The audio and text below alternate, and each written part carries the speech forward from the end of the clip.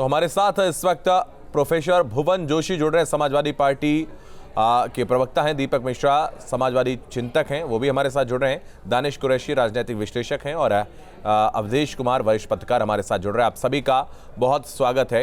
अवधेश जी, मैं सबसे पहले आपके पास आऊँगा, शुरुआत करूँगा। सवाल यही है कि क्या अब लोकसभा चुनाव से पहले ये नए समीकरण बनते दिख रहे हैं उत्तर प्रदेश में? शिवपाल का आजम के साथ प्रेम की पींगे बढ़ाना हो, या फिर अखिलेश का जो बयान, जिसको शिवपाल यादव ने कोट करते हुए कहा है कि अखिलेश अभी बच्चे हैं और अगर वो पार्टी से निकालना चाहें तो निकाल दें, तो इसको कैसे देखते हैं आप? देखिए, मैं पींगे बढ़ाना शब्द तो नहीं मानता हूँ। शिवपाल यादव व्यवहारिक राजनेता है। बहुत लोगों को लगता है कि शायद वो पढ़े लिखे नहीं है, अच्छा बयान नहीं देते हैं, लेकिन उनको धरातल की समझ है।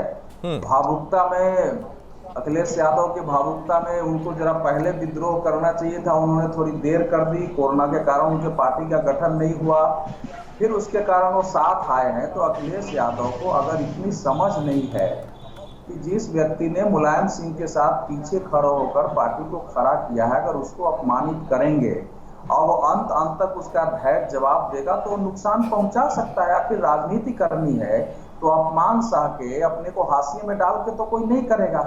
आजम खान का केस अलग है, आजम खान पर सरकारी केस चल रहा है।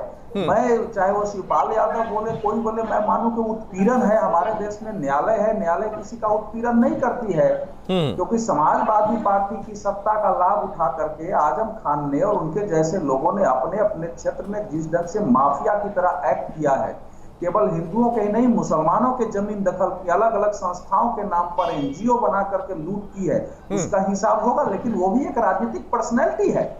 अखिलेश यादव पार्टी में टिकट देते हैं, उनको महत्व देते हैं, तो उसके लिए लड़ना उनका काम है, ये मेरी मान्यता है। लेकिन अगर कोई पार्टी में है और पार्टी के अंदर अगर ये भाव है तो वो करना चाहिए। आप मुसलमानों का वोट सारा एक मुश्त लेते हैं और आपकी पार्टी में मुसलमान नेता किसी कारण से अगर ये महसूस करते हैं कि हम यहाँ उत्पीड़ित हैं तो आपको लड़ना चाहिए। उन्होंने लड़ा नहीं है, तो उसमें अगर शिवपाल यादव आजम खान में एकता होती है, मिलजुल के करते हैं, भविष्य में आजम खान कोई पार्टी बनाते हैं और गठबंधन बनता है, तो यही तक थोड़ा ही रहेगा।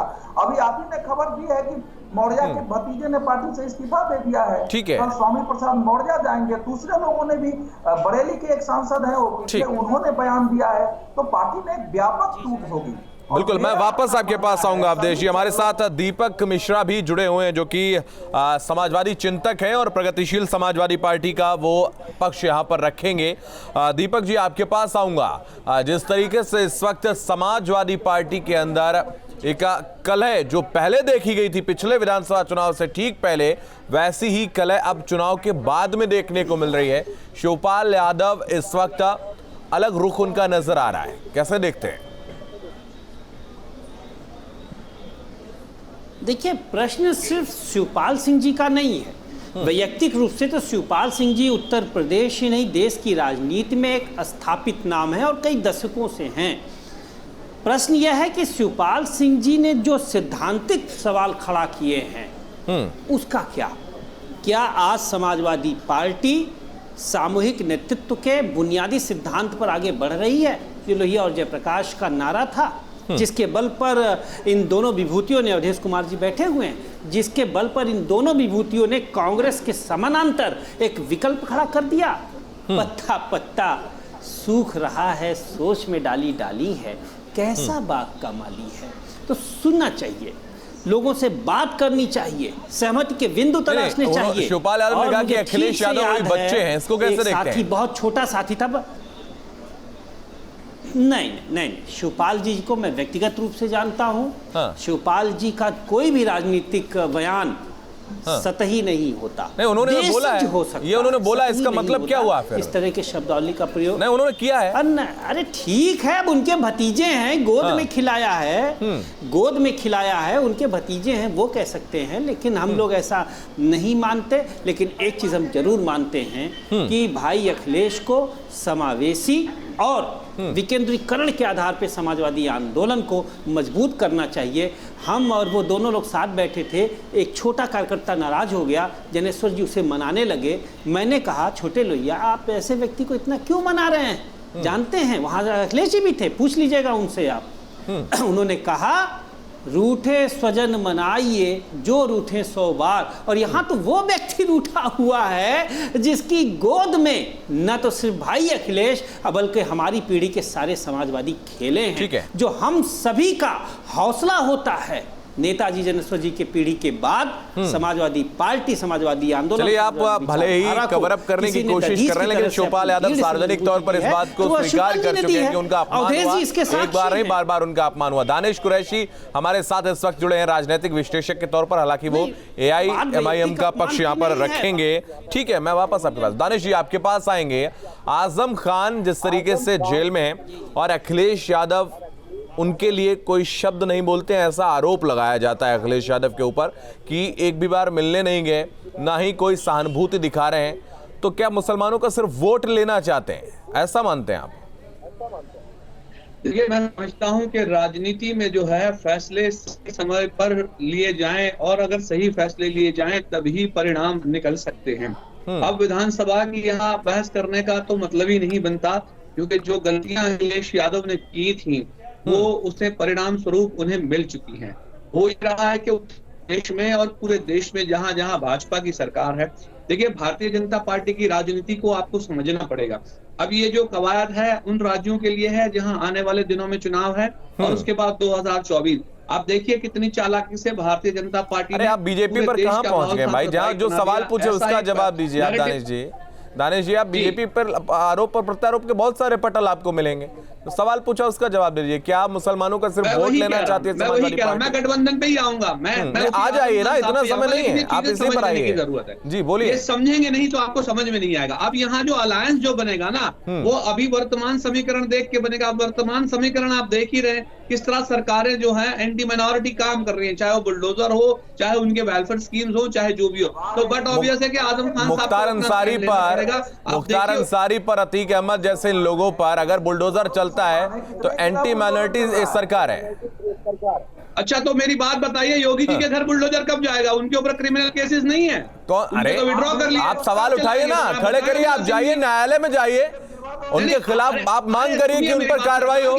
सारे काम ने, अगर मैं भूखा हूं तो क्या रोटी खाने? आप मुख्तार अंसारी बहुत दूध के धुले हुए लगते हैं आपको। बताइए, मुझे भूख लगी है। मुख्तार अंसारी दूध के धुले। इस देश में सरकार की जिम्मेदारी है, तो क्या रोटी खाने के लिए भी सुप्रीम कोर्ट में बाहर लगाऊंगा? नैतिकता जैसा कुछ बचा है या नहीं बचा भारतीय जनता पार्टी के पास? तो चलिए ठीक है, अनिला सिंह जी हमारे साथ जुड़ गई हैं, आपके पास आएंगे अनिला जी, लेकिन उससे पहले अविनाश हमारे सहयोगी लगातार हमारे साथ बने हुए हैं। अविनाश, आपके पास आएंगे।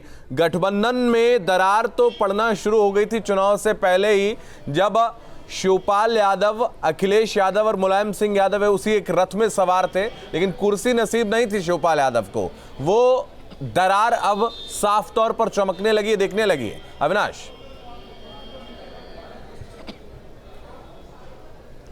बिल्कुल, देखिए, और स्वाभाविक भी है क्योंकि जब चुनाव में गठबंधन हुआ था शिवपाल यादव और अखिलेश यादव का, तो ऐसी जानकारी सामने आई थी कि शिवपाल यादव ने तकरीबन 6 से 7 सीटें मांगी थी और तब अखिलेश यादव तैयार हो गए थे।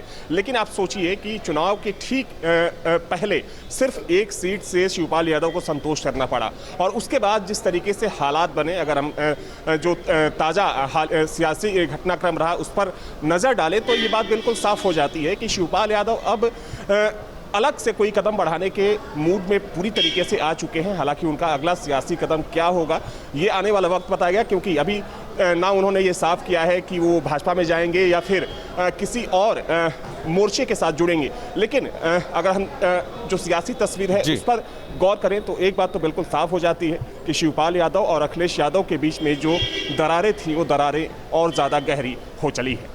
बिल्कुल, वो दरारें और भी ज्यादा गहरी होती चली जा रही हैं। लगातार हमारे साथ तमाम हमारे मेहमान जुड़े हुए हैं। अनिला जी, हम आपके पास आएंगे, देरी से आप जुड़ी हैं क्योंकि शिवपाल यादव इस वक्त एक बार फिर से कोक भवन में जाते हुए नजर आ रहे हैं, आजम से नजदीकी नजर आ रही है, और अखिलेश यादव को बच्चा उन्होंने बताया। और उसके अलावा जो दानिश का बयान आपने सुना, मैं चाहूंगा प्रतिक्रिया दीजिए आप।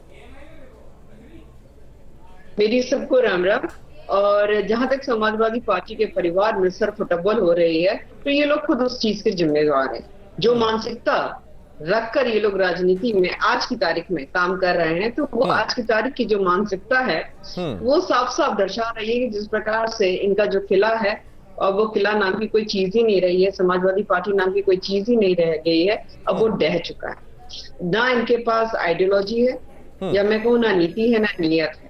और इसी की वजह से आप देख लीजिए कि अलग अलग नेता जो है फुफाओं की तरह मुंह फुलाकर बैठे हुए हैं और सोच रहे हैं कि शायद उनको मनाया जाएगा, पर कोई उनको मनाने के लिए नहीं आ रहा है।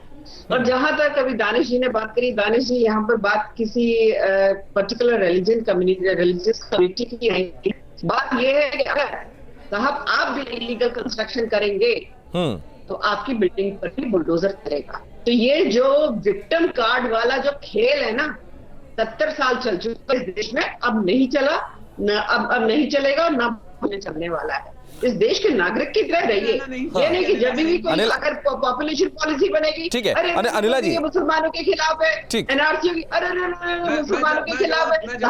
मैं उस पर प्रतिक्रिया ले लूंगा।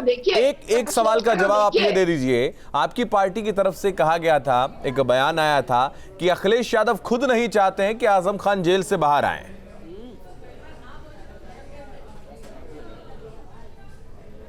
अनिला जी, ये प्रश्न मेरे से आपसे ही है प्रश्न जी। अखिलेश यादव खुद नहीं चाहते कि आजम खान साहब जेल से बाहर आए। अब भाई वो साहब हैं रामपुर के, अपने आप को असली नवाब वो खुद ही समझते हैं। नहीं, आपकी पार्टी का ही बयान है, बड़े नेता ने बयान दिया है। आप एग्री करती हैं? मैं सुन लीजिए, मैं वही कह रही हूँ। अब उनको चक्की पीसनी पड़ रही है जेल में, तो अब ये आशा कर रहे हैं कि अखिलेश यादव जी आके उनको छुटाएं। और फूफा की तरह मुंह फुलाए बैठे हैं, पर अखिलेश जी तो मना ही नहीं रहे उनको। हो सकता है अखिलेश यादव जी को शिवपाल यादव जी या आजम खान जैसे जो बड़े चेहरे एक समय रहे हो, अब उनकी जरूरत ना हो। उनके पिताजी ने संन्यास ले लिया राजनीति से, शायद वो ये आशा कर रहे होंगे आजम खान और शिवपाल जी भी संन्यास ले लें। तो मैंने जैसे शुरुआत में कहा है कि सब कुछ ठीक नहीं है। अखिलेश जी मनाते हैं नहीं मनाते, चाहते हैं कि वो जेल में रहें या जेल से बाहर है, ये खुद जाने। ठीक है अवधेश जी, मैं आपके पास आऊंगा। सवाल यही है कि जिस तरीके से सिरफुटौल जो है वो नजर आ रही है और कहा जा रहा है कि अखिलेश यादव जो है वो आजम के प्रति सहानुभूति नहीं बरत रहे। उसके अलावा आपने देखा जब किसी माफिया पर कार्रवाई होती है तो धर्म विशेष का एक हवाला देकर एंटी माइनॉरिटी गवर्नमेंट का एक चोला पहनाने की कोशिश की जाती है। जब ये इस तरीके के शब्दों का प्रयोग होता है, ये बातें होती हैं, तो निश्चित रूप से एक दल के साथ जो आपकी गरिमा जुड़ी है वो खत्म हो जाती है। देखिए, अब आपने कई प्रश्न कर दिए, ये महत्वपूर्ण है। सबसे पहले प्रश्न का उत्तर यह है कि अखिलेश यादव के नेतृत्व में समाजवादी पार्टी 4 चुनाव बुरी तरह हारी है। 4 चुनाव हारने के बाद किसी पार्टी का, ऐसी पार्टी का जो अपनी विचारधारा पर स्थिर नहीं है, जिसमें कोई सामूहिक नेतृत्व नहीं है, उसका टूटना, उसका विघटित होना बिल्कुल स्वाभाविक है। भारतीय जनता पार्टी लगातार 4 चुनाव जीती है और इस चुनाव में लग रहा था कि बीजेपी को सबसे बड़ी चुनौती मिली है, जीत के निकली है, तो उसका सशक्त होना बिल्कुल स्वाभाविक है। और मैं एक पत्रकार के रूप में मेरा अपना आकलन है कि उत्तर प्रदेश आने वाले समय में एक पार्टी वर्चस्व की ओर बढ़ रही है। समाजवाद इस समय भारतीय जनता पार्टी की अगले चुनाव में वही स्थिति होगी जो 67 और 77 को छोड़ के कांग्रेस की 52 से लेकर के और 85 तक उत्तर प्रदेश में रही है, वही स्थिति बीजेपी की होने वाली है। उसमें समाजवादी पार्टी टूटेगी, बसपा खत्म होगी और कोई न कोई नई शक्ति आगे उभरेगी।